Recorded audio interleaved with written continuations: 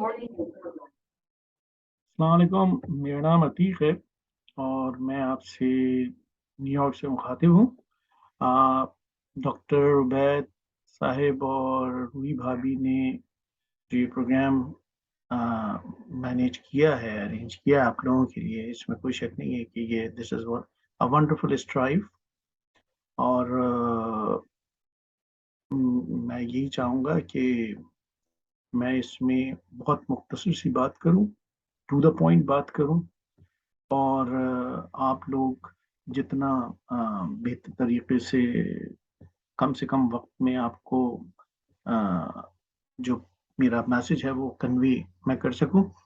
तो बेसिकली मेरा अच्छा खासा एक्सपीरियंस है फार्मास्यूटिकल का। मैं पिछले कई साल से ऑलमोस्ट ओवर 2 डिकेड्स मैंने फार्मास्यूटिकल में एज ए इंजीनियरिंग हेड सर्व किया है मुख्तलिफ नेशनल और मल्टीनेशनल कंपनीज को। आजकल मैं एक प्रोजेक्ट के ऊपर आया हूँ America. Although it's not a pharmaceutical project but is a design project. और मैं इस वक्त अपनी एक कंपनी रन कर रहा हूँ जिसका नाम डेटा एंड सिस्टम्स इनकॉर्पोरेशन है। और दैट्स ऑल। हम शुरू करते हैं। बेसिकली मकसद इतना होगा कि जो फार्मास्यूटिकल के मेजर ट्रेंड्स हैं उन पे हम बात कर सकें। जो चीज़ें मैंने इधर अमेरिका में पढ़ी हैं और ऑब्जर्व की हैं अपने सोशल सर्किल में, फार्मास्यूटिकल के हवाले से, क्वालिटी मैनेजमेंट सिस्टम के हवाले से, मैन्युफैक्चरिंग ईज के हवाले से, डी रिस्किंग के हवाले से, वो सारी मैं आपके साथ शेयर कर लूँगा। और ये बेसिकली ये प्रेजेंटेशन इससे पहले मैंने अभी पिछले हफ्ते एक सेमिनार में भी दी थी। तो डॉक्टर साहब का ख्याल ये था, डॉक्टर उबैद साहब का, कि मैं यही प्रेजेंटेशन दोबारा से दूँ। तो मैं ये प्रेजेंटेशन दोबारा से दे रहा हूँ और इंशाल्लाह ताला आप इसको एंजॉय करेंगे। बेसिकली जब आपका सेमिनार हो रहा होगा तो उस वक्त इधर रात होगी, तो it will be very difficult for me कि मैं आपके सेमिनार को कैच कर सकूं। तो मैंने ये एक रिकॉर्ड करवा ली है प्रेजेंटेशन जूम पे, और ये रिकॉर्डिंग मैं आप लोगों को भेज दूंगा। इसको आप देख लीजिएगा और इंशाल्लाह ताला अगर आपकी कोई क्यूरी हुई तो वो क्यूरी आई एम ओपन। आप मुझसे क्यूरी अपनी क्लियर करा सकते हैं, बाद में ऑफलाइन भी करा सकते हैं। और इंशाल्लाह ताला मैं कोशिश करूंगा कि जो भी क्यूरी आपकी होगी उसका बड़ा अप्रोप्रिएटली मैं आपको जवाब दे सकूं।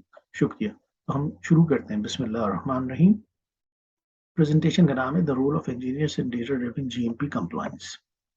ये डिस मीटा ये प्रोफाइल है। ये आप मेरी वेबसाइट है www.dsic.com.p उस पर देख सकते हैं। आगे चलते हैं हम। ये डिस्क्लेमर है।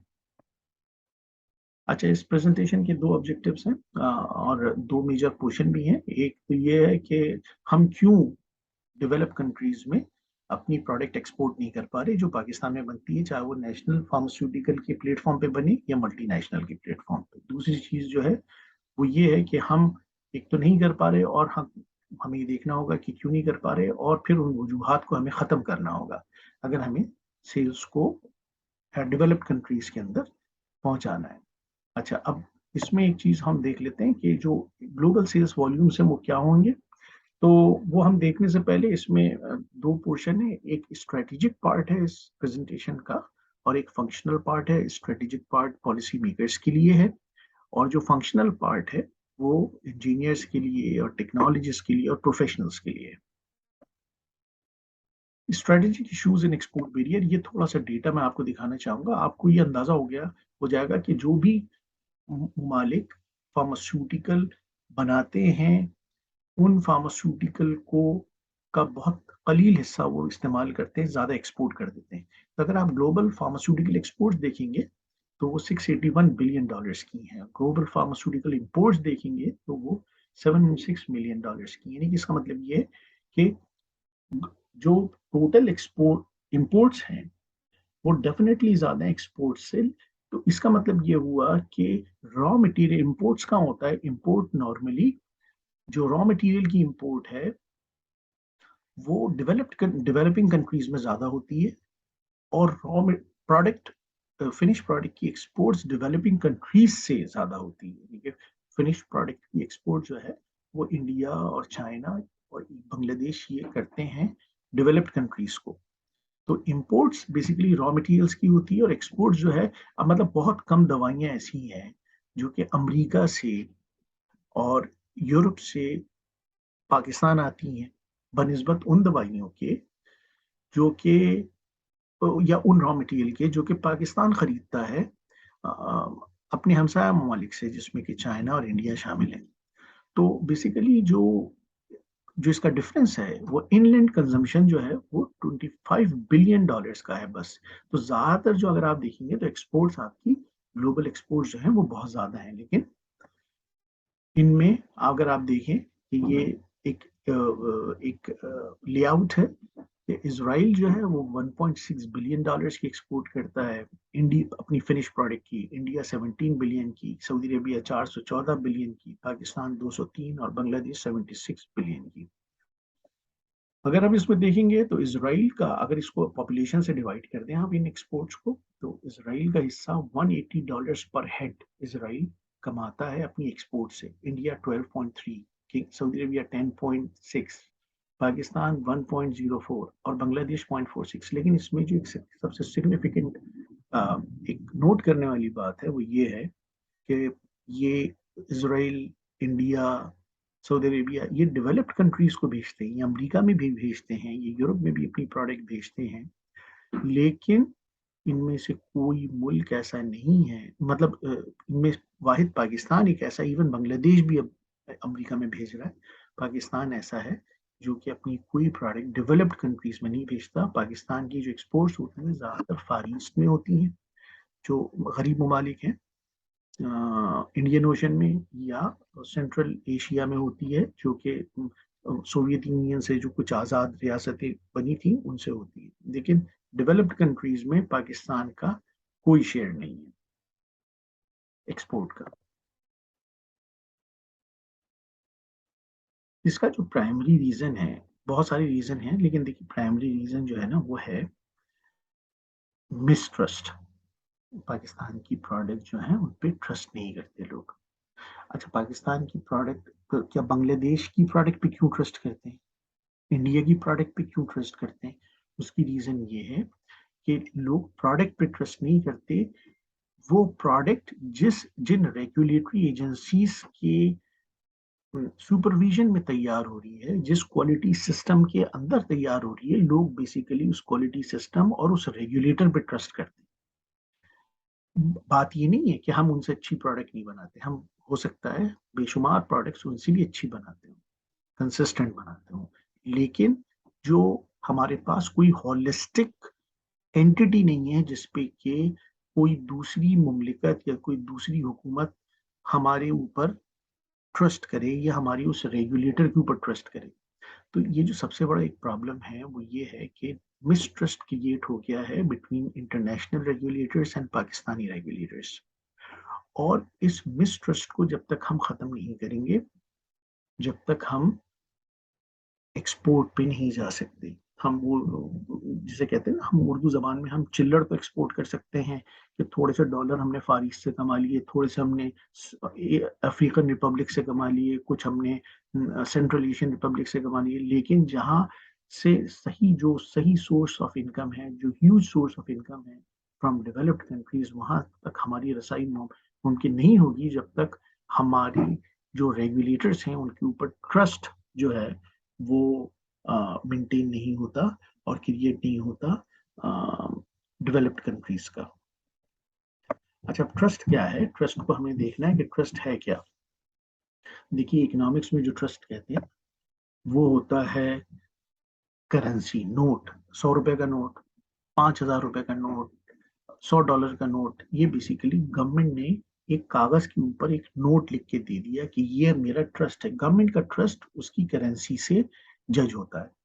आपकी ₹100 में कितनी कमोडिटीज आ सकती हैं, ये बेसिकली गवर्नमेंट का ट्रस्ट है।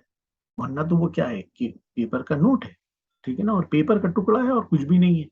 तो बेसिकली गवर्नमेंट की वो अंडरटेकिंग है, तो वो फंडामेंटल करेंसी जो होती है इकोनॉमिक्स में वो ट्रस्ट क्रिएट करती है। इसी तरीके से कंसिस्टेंसी इन क्वालिटी ये फार्मास्यूटिकल में ट्रस्ट क्रिएट करती है। ऐसा नहीं है जैसे कि आप कुछ बैच अच्छे बना लें उसी प्रोसेस से और कुछ बैच जो है वो आउट ऑफ यूज हो जाए, वो आउट ऑफ स्पेसिफिकेशन हो जाए, या उनमें जो है वो कंसिस्टेंसी ना रहे।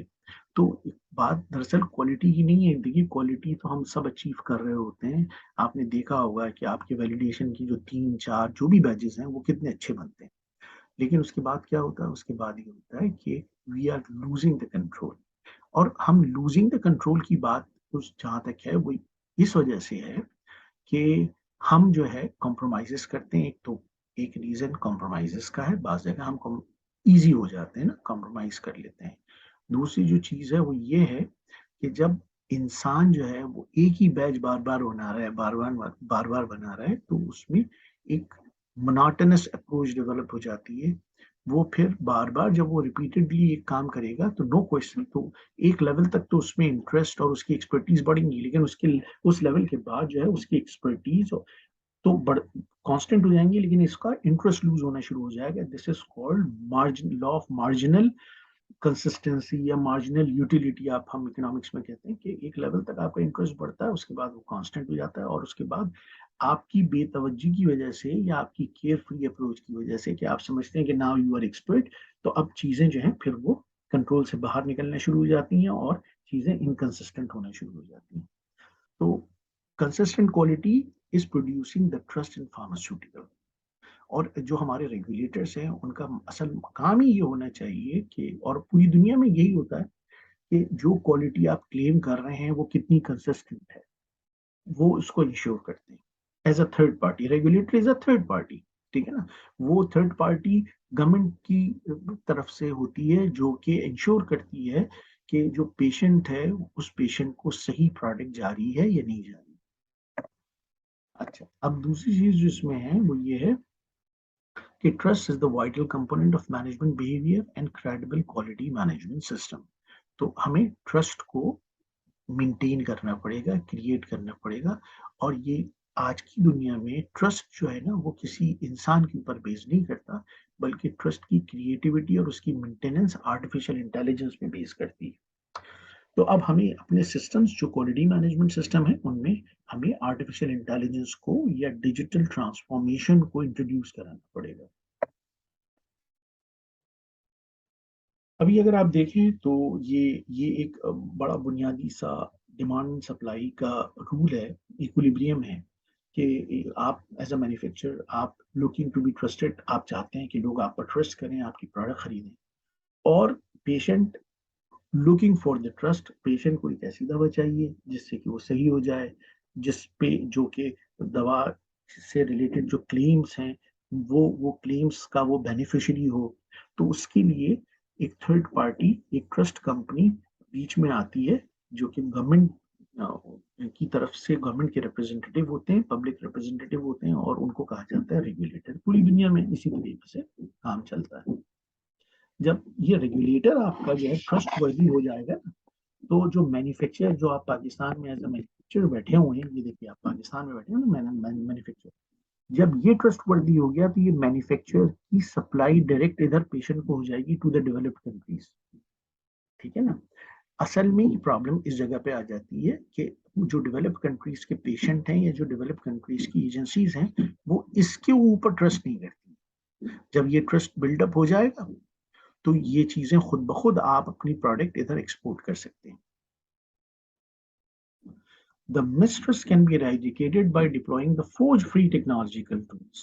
अच्छा, ये आपकी जो टूल्स हैं किस तरीके से मिसट्रस्ट को खत्म कर सकते हैं? ये फोर्ज फ्री मतलब इनमें आप टैब नहीं कर सकते, इसमें आप गलत रिकॉर्ड नहीं कर सकते, आप अपने मास्टर डेटा को जो है वो अमेंड नहीं कर सकते।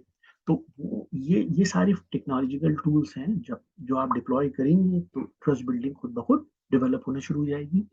फॉर्चुनेटली अनफॉर्चुनेटली, जिस तरीके से भी आप कहें कि ये जो टेक्नोलॉजिकल टूल्स हैं ये इंजीनियरिंग यूनिवर्सिटीज के अंदर अभी से नहीं बल्कि पिछले मतलब 20 सालों से पढ़ाए जा रहे हैं। और 20 साल पहले जब हमने फार्मास्यूटिकल में एंटर हुए तो उस वक्त फार्मास्यूटिकल में इन टूल्स की कोई एप्लीकेशन हमें नजर नहीं आती थी, ना इनका कोई नाम जानता था, लेकिन अब फार्मास्यूटिकल मैन्युफैक्चरिंग इन टूल से भरी हुई है। तो बहुत सारे ऐसे लोग आ गए, ऐसी वॉलंटियर पार्टीज आ गई, जैसे आईबीए है या लम्स है या एनईडी है या पीआईएम है। वो कहते हैं जी हम ये ये टूल्स हमें, मैन्युफैक्चरिंग के टूल्स हम आपको कॉस्ट ऑफ क्वालिटी के नाम से, या रिस्क असेसमेंट के नाम से, या रिस्क एनालिसिस के नाम से, ये फॉल्ट ट्री एनालिसिस के नाम से, ये प्रिडिक्टिव मेंटेनेंस के नाम से हम आपको शॉर्ट कोर्सेज करा देते हैं। देखिए ये शॉर्ट कोर्सेज बिल्कुल करें, लेकिन short courses have a shorter vision.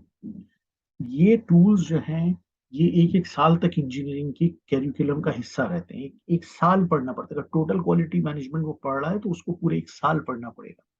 तो आप एक क्रश कोर्स से, एक महीने के कोर्स से वो उसकी बराबरी नहीं कर सकते जिसकी नॉलेज पूरी एक साल तक उसने टोटल क्वालिटी मैनेजमेंट की ली। तो टू सर्टेन एक्सटेंट आप जानने लगेंगे चीजों को, लेकिन there is a difference to know something and to practise something. इसी तरीके से ये रिसर्च एंड डेवलपमेंट के टूल हैं, प्रोडक्ट डिजाइन जो आप जेनरिक प्रोडक्ट एप्लीकेशन करते हैं, ये उसके टूल्स हैं।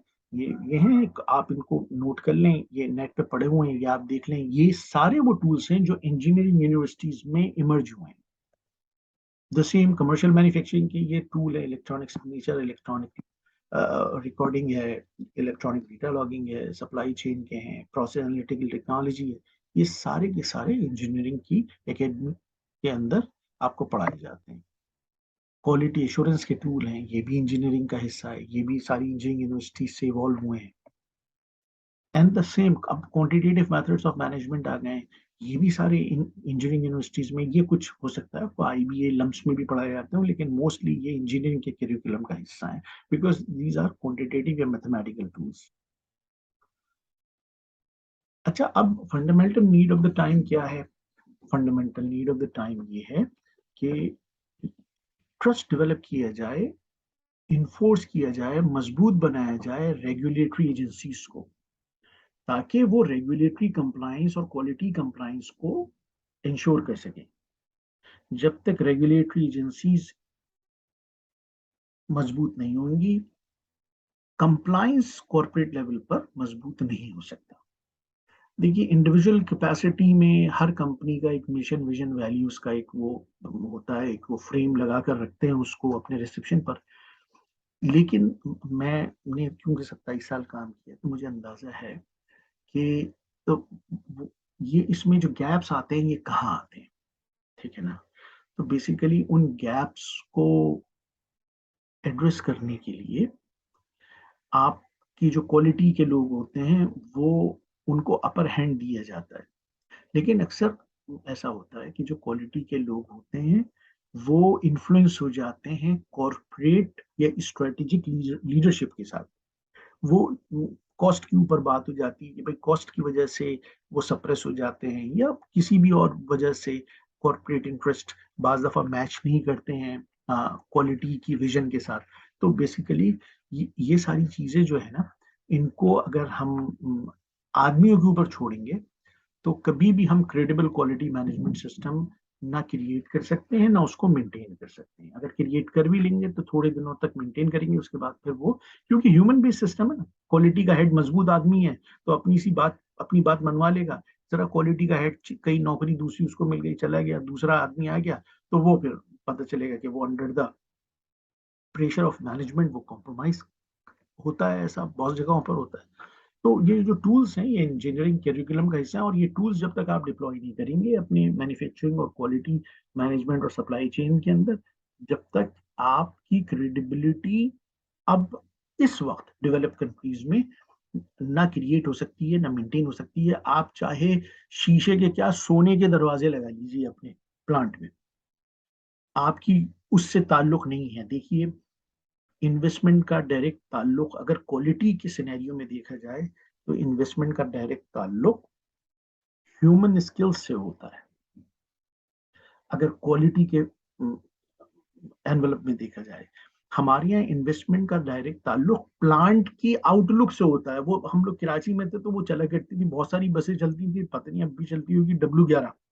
तो वो W11 नहीं बनाया अपने प्लांट को, ठीक है ना? वो एक बड़ी अजीब सी पथेटिक सोच नजर आती है कि भी मैंने शीशे के दरवाजे लगा दिए, किसी ने कहा मैंने स्टेनलेस स्टील के लगा दिए, किसी ने कहा मैंने मतलब ऐसी चीजें, इनसे ये जग हंसाई होती है हमारी।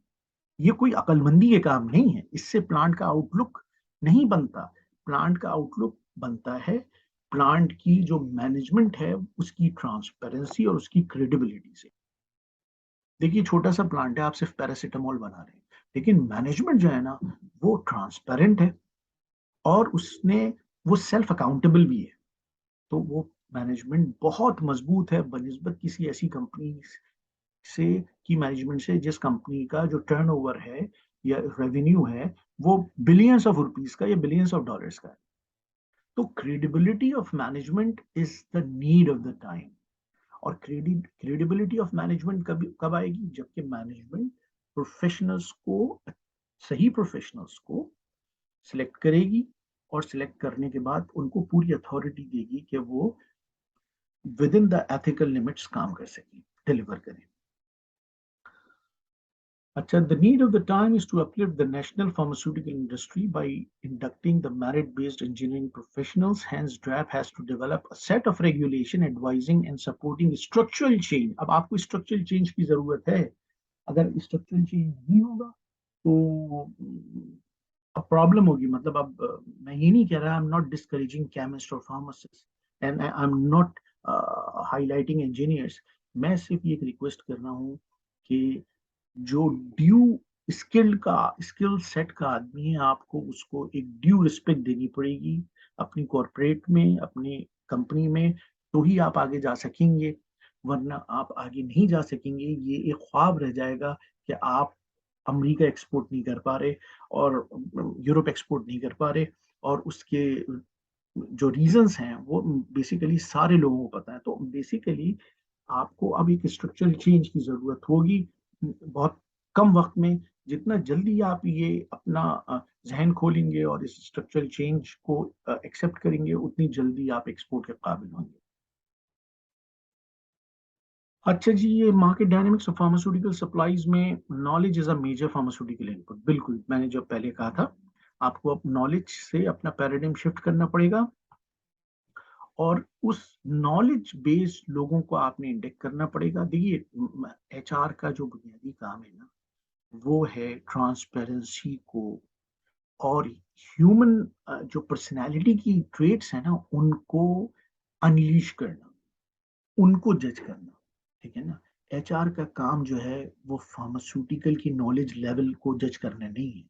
एचआर का काम इंजीनियरिंग की नॉलेज लेवल को जज करना या क्वालिटी की नॉलेज लेवल को जज करना नहीं है। उसका काम है कि पर्सनालिटी की ट्रांसपेरेंसी और उसकी डेप्थ को चेक करना। मसला क्या होता है, मसला ये होता है कि हमारे यहाँ या तो एचआर डोमिनेट करता है या फिर जो डिपार्टमेंटल हेड है, फॉर एग्जांपल क्वालिटी का या इंजीनियरिंग का या प्रोडक्शन का, वो डोमिनेट करता है। No, it should be a joint effort. HR ने, अगर एक आदमी क्वालिटी के हेड को पसंद आ गया है लेकिन उस आदमी की डेप्थ और ट्रांसपेरेंसी और क्रेडिबिलिटी एचआर देख रहा है कि कमजोर है, तो वो आदमी किसी काम का नहीं है, चाहे कितना ही नॉलेजेबल हो। And vice versa. तो ये दोनों के जॉइंट एफर्ट होंगे तो ये एक अच्छा सिस्टम, अच्छी एम्प्लॉयमेंट होगी और अच्छा सिस्टम डेवलप होगा। एक आदमी अगर डोमिनेट करेगा तो उससे नहीं होगा ये कर। तो we can export the products जब अच्छा सिस्टम आपका डेवलप होगा, जब क्रेडिबल सिस्टम डेवलप होगा। आपकी ड्रैप के अंदर ड्रैप का जो ट्रस्ट लेवल है वो एंटायर वर्ल्ड के ऊपर, पूरी दुनिया के रेगुलेटर्स उसको एक्सेप्ट करने लगेंगे, तो आपकी प्रोडक्ट खुद ब खुद बाहर बिकना शुरू हो जाएगी। पूरी दुनिया आपको खुल जाएगी आपके लिए। तो ये कुछ सजेशंस हैं मेरी। पहली सजेशन तो ये है कि bridge the gap between the local pharmaceutical units and academia. फार्मास केमिस्ट हैं, फार्मासिस्ट हैं, इंजीनियर्स हैं, वो अपनी जो इंडस्ट्री की प्रॉब्लम्स हैं वो शेयर करें अपनी अपनी यूनिवर्सिटीज के साथ। तो यूनिवर्सिटीज उनको एज अ प्रोजेक्ट टेकअप करें और यूनिवर्सिटीज उनका एकेडमिक सोल्यूशन दें। और वो एकेडमिक सोल्यूशन किस तरीके से फिर आप इम्प्लीमेंट करेंगे, ये फिर आप जो एक टेक्नोलॉजिकल ग्रुप बनाएं जो कि इन सॉल्यूशंस की वायबिलिटी निकालेगा कि आपके इन्वायरमेंट में, आपके मैन्युफैक्चरिंग फ्लोर पर किस हद तक प्रैक्टिकेबल है। इसको हम इंजीनियरिंग में कहते हैं डीएफएम, डिजाइन फॉर मैन्युफैक्चरेबिलिटी के। मतलब ऐसा डिजाइन ना हो जो कि बिल्कुल ही और डिजाइन हो, सोल्यूशन यानी कि थ्योरेटिकल डिजाइन ना हो, वो प्रैक्टिकल उसकी implications भी हो। Design the regulations to conduct the periodic assessment by the engineering institutions, suggesting the placement of obsolescence in the field of quality, manufacturing, and other relevant segments which are lying under the local regulations. And design the regulation to develop the joint venture. ड्रैब को, universities को और industry को joint venture बनाकर काम करना पड़ेगा। Drug law को रिव्यू करते रहें आप अपनी रिक्वायरमेंट के हिसाब से, कॉपी पेस्ट नहीं करना। आपको जेन्युइनली एक कमेटी बनानी है जिसमें कि आप ड्रग लॉ को बड़ा पीरियोडिकली रिव्यू करें और अपडेट करें। जैसे देखिए, आपको मैं बताऊं, अभी ये एफडीए जो है या डब्ल्यूएचओ का अगर आप देखें, मैं एफडीए की ज्यादा बात करूंगा। एफडीए अपने जो पुराने लॉज हैं ना, उनको मुसलसल अपग्रेड कर रहा होता है। एक कमेटी होती है जो मुसलसल जो ऑब्सोलीट लॉज होते हैं, जो कि अब एप्लीकेबल नहीं होते, उनको वो रिव्यू कर रही होती है और रिप्लेस कर रही होती है या एडजस्ट कर रही होती है नई टेक्नोलॉजिकल बेस्ड लॉज से। तो ये हमें भी करना पड़ेगा। Functional layout of a typical pharmaceutical supply chain. अब इसमें अगर आप देखेंगे तो direct role of engineers in pharmaceutical में ये सारे रोल्स ऑफ इंजीनियर्स हैं, ये आप देख लीजिएगा। सिर्फ हमने क्या किया हुआ है, हमारी बदकिस्मती है, हम इंजीनियर हायर करते हैं मशीन सही करने के लिए। दुनिया में भाई कहीं भी इंजीनियर मशीन सही करने के लिए हायर नहीं होता। अब तो आपके पड़ोसी मुल्क इंडिया और बांग्लादेश में भी नहीं होता। इंजीनियर का काम होता है मेंटेनेंस की, सप्लाई चेन की, मैन्युफैक्चरिंग की प्लानिंग करना। इवन क्वालिटी फंक्शन डिप्लॉयमेंट जो है, इवन क्वालिटी की प्लानिंग पूरी इस वक्त दुनिया भर में इंजीनियर्स कर रहे हैं। फार्मास्यूटिकल क्वालिटी की बात कर रहा हूँ। देखिए, हमारे यहाँ क्या होता है, हमारे यहाँ क्वालिटी कंट्रोल का जो हेड होता है वो एमएससी केमिस्ट्री होता है, ये पीएचडी केमिस्ट्री लें। देखिए, एमएससी केमिस्ट्री और पीएचडी केमिस्ट्री जो है ना, is a functional level competency. इसमें आपको टेस्टिंग मेथड्स सिखाए जाते हैं, इसमें आपको सैम्पलिंग करना सिखाई जाती है, इसमें आपको इंस्ट्रूमेंट्स की जो टेक्नोलॉजी है वो सिखाई जाती है। लेकिन इसमें आपको टोटल क्वालिटी मैनेजमेंट नहीं सिखाई जाती, ठीक है ना। तो आपकी जो क्वालिटी मैनेजमेंट है, जैसे मैंने आपको बताया, एनईडी ऑफर करती है एमएस प्रोग्राम में पूरा 1 साल का एक कोर्स होता है टोटल क्वालिटी मैनेजमेंट का। वो आप देखें, उस कोर्स में जमीन आसमान का फर्क है। तो management is something different, no question कि जिस चीज को आपको मैनेज करना है उस चीज के लिए आपको उसकी नो हाउ जरूरी होती है, ये बहुत अच्छी चीज है। लेकिन आप ये नहीं समझ सकते कि मतलब एक आदमी है, वो गाड़ी को ड्राइव करना जानता है, बहुत अच्छा ड्राइवर है, तो वो 50 गाड़ियों के फ्लीट को मैनेज कर लेगा, नो। तो driving is a individual based competency, while managing the whole junk is a corporate based or is a managerial competency। तो ये देखिए, इन चीजों को देखना पड़ेगा, और जब तक इनको एड्रेस नहीं करेंगे वो नहीं होगा काम। तो डेटा एनालिटिक्स है, ये इंजीनियरिंग आपको एनईडी करवाती है। कैपेसिटी इवैल्यूएशन है, फैसिलिटी डिजाइन है, यूटिलिटी डिजाइन है, ये सारी ये इंजीनियरिंग की डोमेन है। इवन सप्लाई चेन की भी, जितनी सप्लाई चेन इमर्जी इंजीनियरिंग यूनिवर्सिटीज से हुआ है। सप्लाई चेन का ताल्लुक किसी फार्मास्यूटिकल या केमिस्ट्री की फील्ड से नहीं है। It's a basic knowledge emerged in mid 90s from engineering universities। GMP, although GMP ensures the product quality, but must be translated as a quantitative need, clearly segregated from the individual wishes and technological luxuries, and must be handled as a smart objective। अब क्या होता है जी, लोग मतलब मैं भी इस phase से गुजरा हूँ। अब लोग क्या करते हैं जी, वो हमने नया प्लांट बनाया, देखिए आप, अच्छा वो प्लांट का जब इन्वेस्टमेंट शुरू होता है तो ऐसी लंबी लंबी ब्रैगिंग्स होती हैं जी, ये डब्ल्यू क्वालिफाइड होगा, ये जी एफडीए के ऊपर जाना है हमें, ये। अच्छा, अब एफडीए और डब्ल्यूएचओ का बेस करके जो प्लांट बनाते हैं उसमें क्या समझते हैं कि जी पैसे हमारे पास खूब सारे हैं, हम स्टेनलेस स्टील के दरवाजे बना दें, हम स्टेनलेस स्टील के फर्नीचर बना दें, हम शीशे के दरवाजे लगा दें, हम जहाँ सिंगल प्लाई की विंडो की जरूरत है ग्लास की, वहां हमने डबल प्लाई की ग्लास विंडोज बना दी, जिसकी के बीच के गैप की क्लीनिंग जो है वो एक बहुत बड़ा चैलेंज। तो भाई, सबसे पहले अपनी जरूरत को समझें। वेस्ट ऑफ रिसोर्सेज जब आप करते हैं ना, और आप किसी एक्सपर्ट को बुलाते हैं बाहर से कि देखो हमने कितना शानदार प्लांट बनाया है, वो जब देखता है कि ये प्लांट आपने मतलब आपने खरीदी मर्सिडीज है, और उसका काम ये है कि आप जो है सब्जी लेने के लिए उसको 500 मीटर ट्रेवल करवाते हैं और वापस ले आते हैं, तो लोग हंसते हैं इन सब चीजों को। इनको हम टेक्नोलॉजिकल लग्जरीज कहते हैं। तो ये जीएमपी इज नॉट समथिंग जिसमें कि इंडिविजुअल विशेस रूल करती हो या टेक्नोलॉजिकल लग्जरीज रूल करती हैं। जीएमपी पिन पॉइंट करती है कि how to smartly fulfil your product needs through management tools.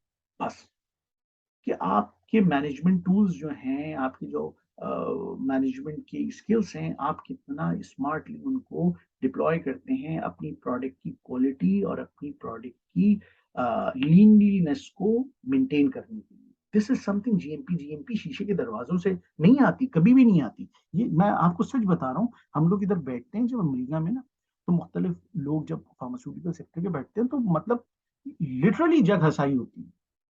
तो भाई ऐसी हरकतें ना करें जिससे कि लगे कि भाई ये मतलब पैसा आ गया है लेकिन अकल नहीं आई है। सॉरी टू से, मुझे ये बड़ा मैं सख्त अल्फाज इस्तेमाल कर रहा हूँ, लेकिन खुदा के लिए जरा सा सोचे। जो नीड ऑफ द प्रोडक्ट है, बस उस नीड ऑफ द प्रोडक्ट पर फोकस करें। और जो अगर आपके पास ज्यादा पैसे हैं तो आप वो ज्यादा पैसे अपने ह्यूमन रिसोर्स को अपलिफ्ट करने के लिए लगाएं। वो प्लांट पे लगाने से पैसे आपको कोई रिटर्न नहीं मिलेगा।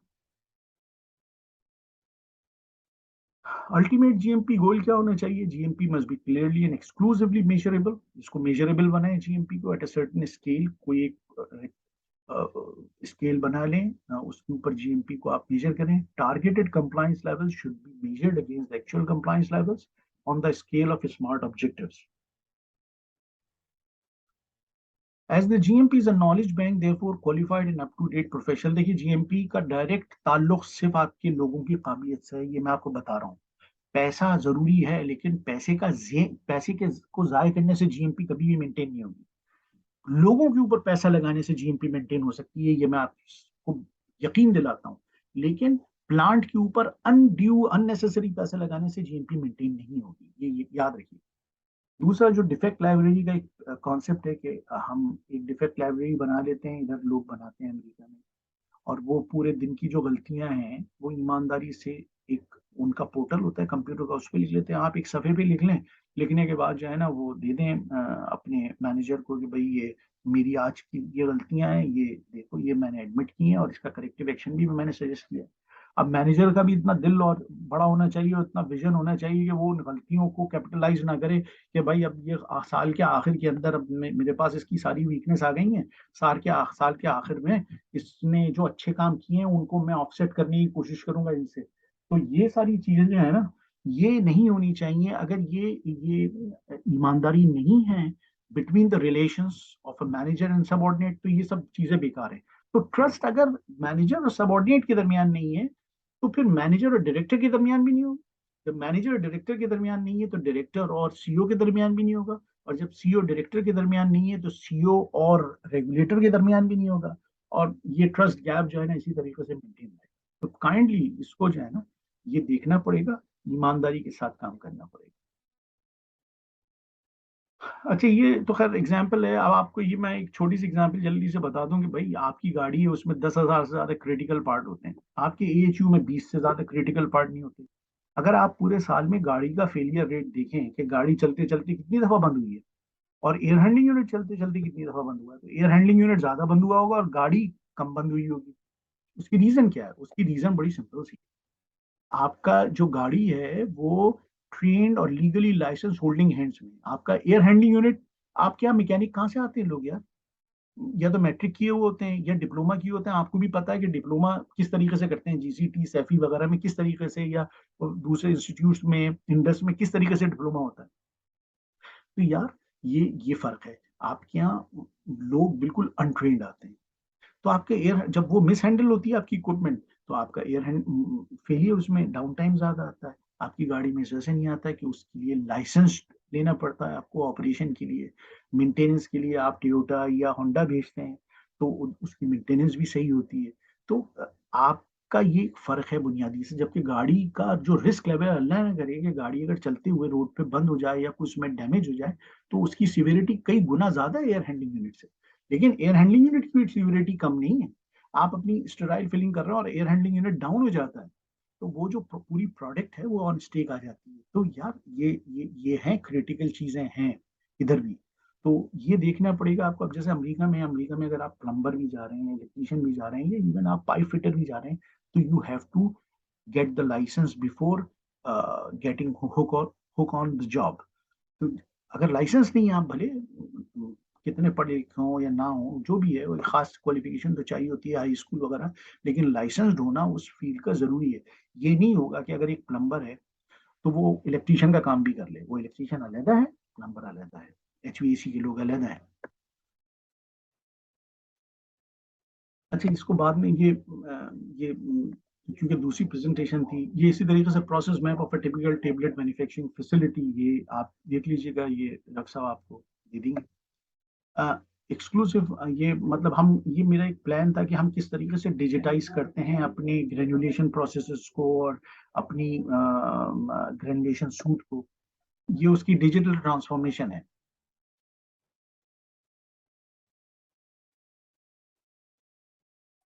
फ्रीजिंग स्ट्रेटजी आपकी क्या होनी चाहिए? Once the output of each qualified process establish, the process parameter needs to be stored on a process dedicated server. ये क्लाउड कंप्यूटिंग की बात मैं कर रहा हूँ। तो बेसिकली ये डेटा लॉगिंग से रिलेटेड चीजें हैं कि प्रोसेस परफॉर्म, ये डेटा जो आपका प्रोसेस का है, अगर आप इसको डिजिटाइज कर देंगे तो ये डिजिटाइजेशन, ये लॉग हो जाएगा पूरा डेटा प्रोसेस का, और फिर आप उस डेटा की मदद से प्रोसेस परफॉर्मेंस रिव्यू कर सकते हैं, प्रोसेस कैपेबिलिटी निकाल सकते हैं। ये तमाम वो चीजें हैं जो कि आपकी क्वालिटी को अनक्वेश्चनेबल बना देती हैं, और आपकी क्वालिटी एक्सेप्टेबल हो जाती है, क्योंकि ये ह्यूमन रिलेटेड नहीं है, ये डायरेक्ट कंप्यूटर रिलेटेड है। तो ये इसमें आप टैब नहीं कर सकते, ये फोर्स फ्री टूल्स हैं। तो ये सारी चीजें आपको मदद करेंगी कि आप ट्रस्ट लेवल शो कर सकें कि भाई ये जो क्वालिटी हम क्लेम कर रहे हैं, ये क्योंकि इन पैरामीटर्स से गुजरी है, और ये सारे पैरामीटर्स फोर्ज्ड फ्री पैरामीटर्स हैं, तो आप हमारी क्वालिटी को एक्सेप्ट करें। अच्छा, ये एक एवोल्यूशन था कि भाई सेंचुरी बेस्ड पैराडिम शिफ्ट क्या है। 14वीं सदी में प्रिंटिंग प्रेस बना तो नॉलेज गैप खत्म हो गया। 18वीं सदी में इंजन बना, तो जो मेहनत मुशक्कत स्लेवरी थी वो खत्म हो गई, पावर गैप खत्म हो गया, कॉलोनियलिज्म खत्म हो गया। 19वीं सदी में इन्वेंशन ऑफ इंटरनेट हुआ तो डिस्टेंस गैप खत्म हो गया, और 20th सेंचुरी में इन्वेंशन ऑफ ब्लॉकचेन जब हुआ तो ट्रस्ट गैप खत्म हो गया। तो now we are in the century where we have to deplete the trust gap.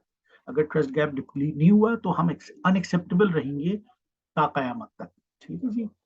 Okay जनाब, that's all from my side. If you want to ask any question, आप मुझे मेरे कांटेक्ट नंबर पे, मेरा व्हाट्सएप का नंबर है, वो आप डॉक्टर साहब से ले सकते हैं। उस व्हाट्सएप पे आप मुझसे कांटेक्ट कर सकते हैं। मेरा इसमें ये डीएसआई का पोर्टल है, इस पे आपकी कोई भी क्यूरी हो, इसमें आप चले जाइएगा, इसमें कोई भी क्यूरी हो आप लिख दीजिएगा, मैं उसको एड्रेस कर लूंगा। So thank you very much from my side. Have a nice day, और बहुत बहुत शुक्रिया। मैंने थोड़ा सा कुछ वक्त ज़्यादा ले लिया, 7 मिनट, मैंने सोचा था कि आधे घंटे में पूरा कर लूंगा, लेकिन इट्स ओके, मैं जितना कन्वे कर सकता था वो मैंने कर लिया। और थैंक यू वेरी मच। और इंशाल्लाह ताला फिर मैं अवेलेबल हूँगा, नेट पे तो अवेलेबल हूँगा, पाकिस्तान आऊँगा तो फिर डॉक्टर साहब की किसी प्रोग्राम में दोबारा से मैं डॉक्टर साहब बुलाएंगे तो आऊँगा, और फिर बैठ के डिटेल में बात कर सकेंगे। Meanwhile you are free to ask any question. Thank you very much from my side. अल्लाह हाफिज, बहुत बहुत शुक्रिया।